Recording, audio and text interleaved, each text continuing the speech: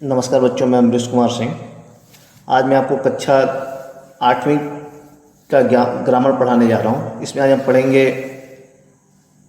पाठ 25 अनुच्छेद लेखन। आइए सबसे पहले जानते हैं अनुच्छेद लेखन किसे कहते हैं। मानव मन में तमाम तरह के भाव विचार आते जाते रहते हैं। किसी विषय विशेष से संबंधित भावों विचारों को सीमित शब्दों में लिखते हुए एक अनुच्छेद में लिखना अनुच्छेद लेखन कहलाता है। अनुच्छेद लेखन भी एक कला है।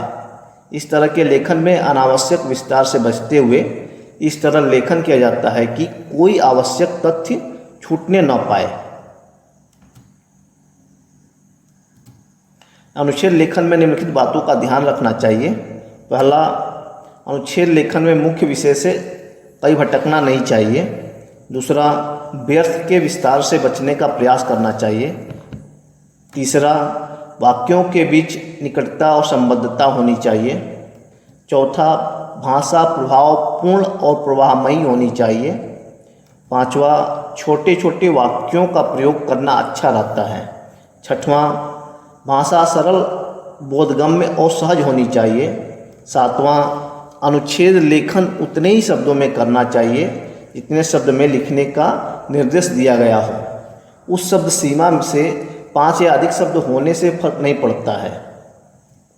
आठवां, अनुच्छेद पढ़ते समय लगे कि इसमें लेखक की अनुभूतियाँ छिपी हुई हैं, समाई हुई हैं। नोट: आजकल परीक्षा में अनुच्छेद लेखन के लिए शीर्षक और उससे संबंधित संकेत बिंदु दिए गए होते हैं। इन संकेत बिंदुओं को ध्यान में रखकर अनुच्छेद लेखन करना चाहिए। इन संकेत बिंदुओं को अनदेखा करके अनुच्छेद लेखन करना हितकर नहीं होता है। इससे अंक कम होने की संभावना बढ़ जाती है। एक उदाहरण दिया हुआ है अनुच्छेद का।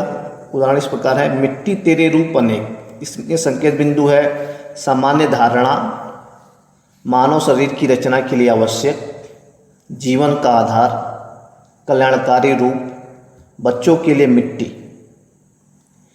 अनुच्छेद इस प्रकार है: प्रायः जब किसी वस्तु को अत्यंत तुच्छ बताना होता है तो लोग कह उठते हैं कि यह तो मिट्टी के भाव मिल जाएगी। लोगों की धारणा मिट्टी के प्रति भले ही ऐसी हो, परंतु तनिक सी गहराई में विचार करने पर यह धारणा गलत साबित हो जाती है। समस्त जीवधारियों, यहाँ तक कि पेड़ पौधों को भी यही मिट्टी शरण देती है। अध्यात्मवादियों का तो यहाँ तक मानना है कि मानव शरीर निर्माण के लिए जिन तत्वों का प्रयोग हुआ है उनमें मिट्टी भी एक है। जब तक शरीर जिंदा रहता है तब तक मिट्टी उसे शांति और चैन देती है।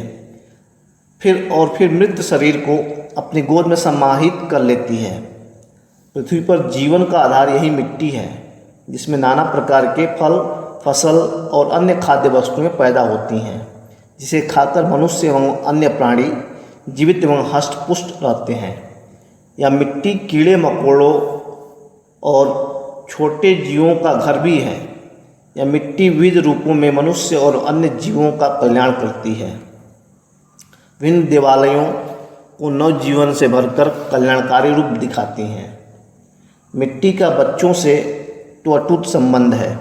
इसी मिट्टी में लौटकर खेल कूद कर वे बड़े होते हैं और बलिष्ठ बनते हैं। मिट्टी के खिलौनों से खेलकर वे अपना मनोरंजन करते हैं। वास्तव में मिट्टी हमारे लिए विविध रूपों में नाना ढंग से उपयोगी है। धन्यवाद।